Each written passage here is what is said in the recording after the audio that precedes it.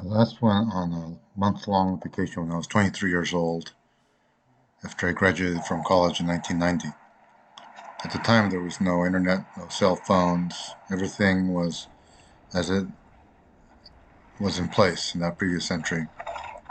You had to go to the library or bookstore to get a Fodor's, Frommer's, Michelin guide and read up on the latest hotel, places to see, entry points, directions, maps, prices, locations, all that stuff. So you had to lug around these heavy guides with you everywhere for its maps and phone numbers and addresses and things like that. The maps were sometimes not so helpful. You had to decipher it because they would just put in selective information. And so you had to kind of orient yourself by major landmarks, and it was quite difficult at the time. You need the sun, you need the compass. You have to use all your wits to orient yourself when you arrive in a foreign city that's just ablaze with activity and buildings and distractions.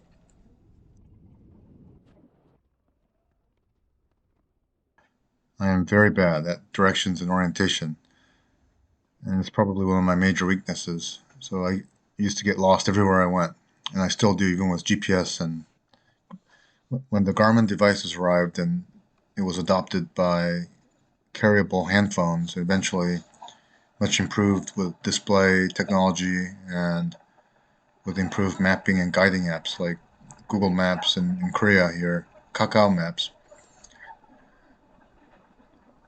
Orienteering and direction finding and finding almost anything is relatively elementary.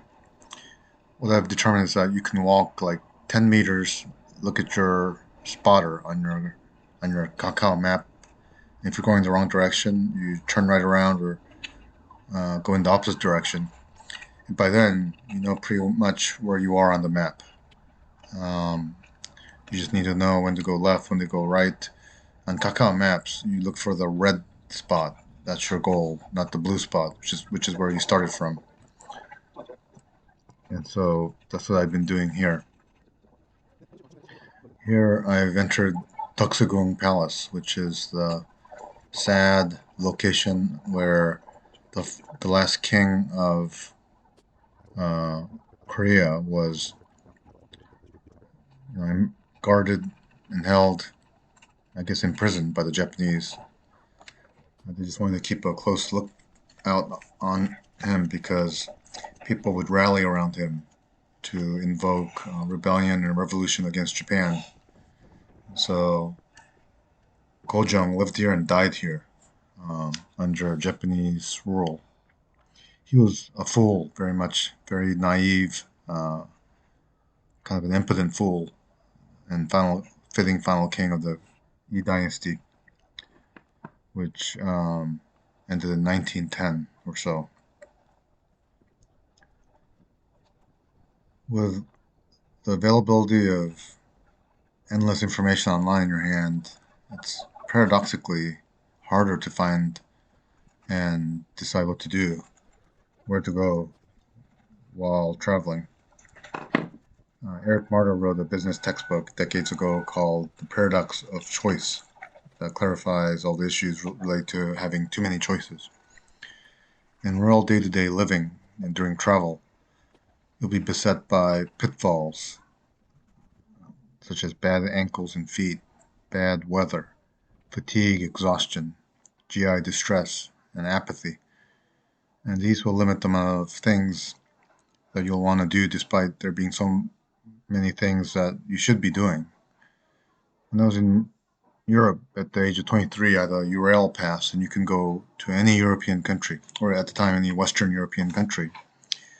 And because it was 1990, East Germany had just opened up, so I went there.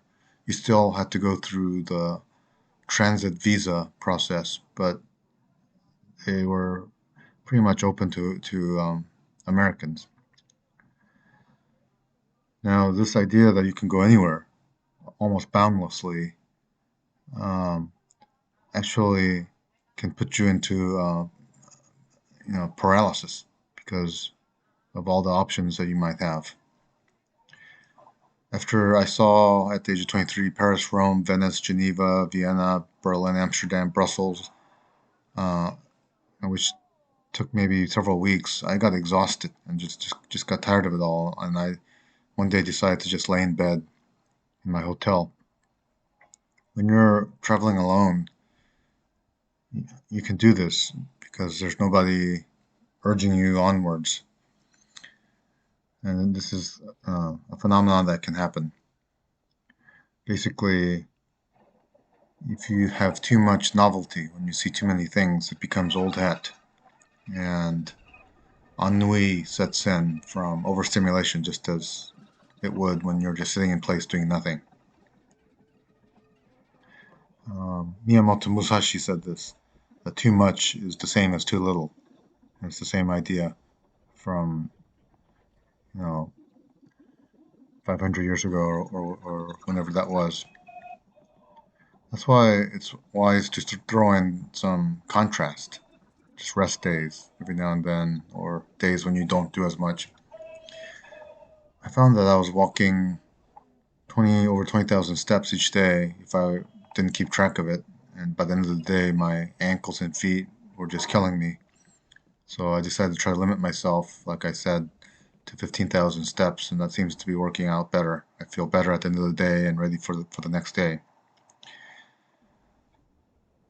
You want this dynamic range of experience where you have quiet times and very busy, active times, and it seems to enhance the traveling experience somewhat. What I've also seen by looking through these videos is that I walk a lot more than I think I do. I'm a bit peripatetic, I guess.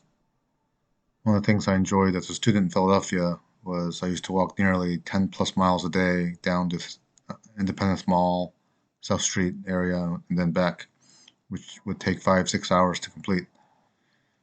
I think I did this as a kind of a way to take my mind off the need to problem set and study constantly, and it would give me a sense of escape, a sense of false leisure and freedom, and let me inundate myself with the overstimulation of cityscapes with all its delights and dangers.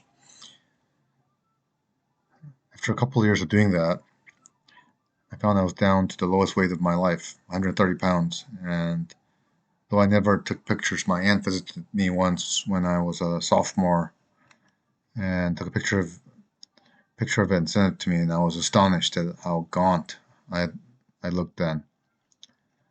Stats show that Japanese and Koreans are the thinnest people in the world, pretty much. And it's because 80% of the population live in big cities like Seoul or Tokyo. That creates the need to walk. On average, I read 20,000 steps or so a day, which is about 8 to 10 miles a day. So as long as you choose your food carefully and avoid carbohydrates, it's a guaranteed recipe for being thin and avoiding, uh, obesity. That's one of the advantages of living in the city. At home, I live in the suburbs, or what they call the boondocks, and I try to walk as many days as I can with my wife, maybe 5 to 6 miles each time if possible.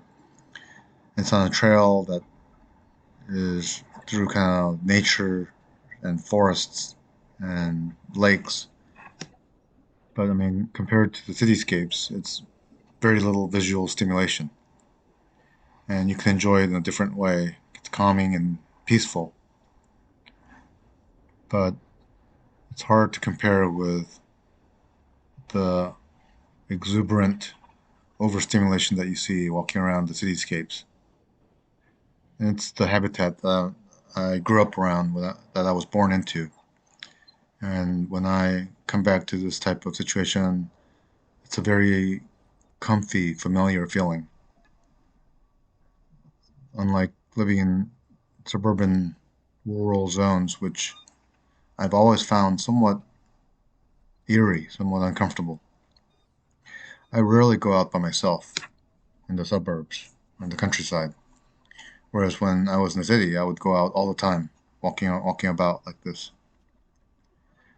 But because of the crowds and the need to walk long distances in cityscapes, in old age, this type of living is punishing and cruel to your joints, to your feet, your ankles, to your back. And so, in the long run, for older people, I think living in the suburbs or in the rural zones are probably easier to deal with in the long run. So, on this day, I just woke up and didn't have like a well outlined plan of what to do, but I had this idea that I wanted to visit Deoksugung where Kojong died. He is a very, very distant relative of mine, and my grandmother used to cavort with his uh, daughter, I believe, when they were both kind of in their early middle ages, I guess. Here, I'm walking about trying to pick a restaurant, and this one just caught my eye, and I decided to just try something. It was quite a chilly day, maybe 18 degrees when I woke up, and this thing is something they call um, dakgejang, something I'd not never specifically ate before. I wasn't really sure what it was going to be. I just saw that it looked hot and spicy, which is what I'm going to try on this day. So it's hard to know what restaurants are really great without kind of reading too many things. Reviews that are done by many, many people consistently showing super high ratings are always a dead giveaway that it's going to be a decent place. But I found that those places are so crowded, and these long queues usually are found in front of them. So it tends to be a turnoff to me. I prefer quieter restaurants where I can just sit by myself. I don't want to have to sit on in a table with a bunch of strangers and eat looking at a stranger staring at me. So that's the type of busy restaurant with a super high ratings that I don't think I would enjoy no matter how good the food is. So after having eaten, I wasn't sure where I should go next. So I was just kind of thinking about where to go, and I kind of made the decision, kind of the spur of the moment, to consider going to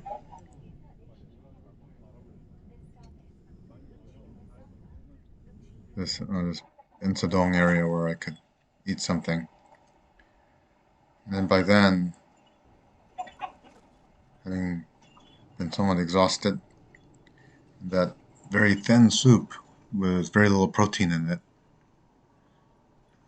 just kind of ran right through me. So I was going to grab some protein.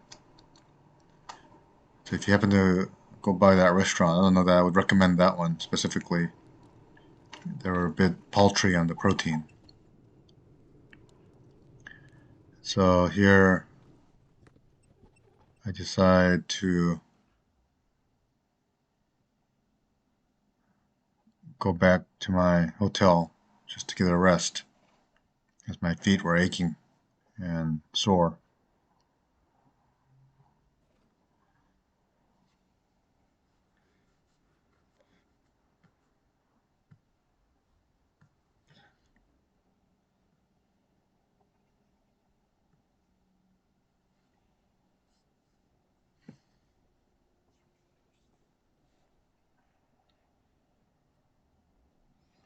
I looked at this McDonald's here to see what unusual things they may have.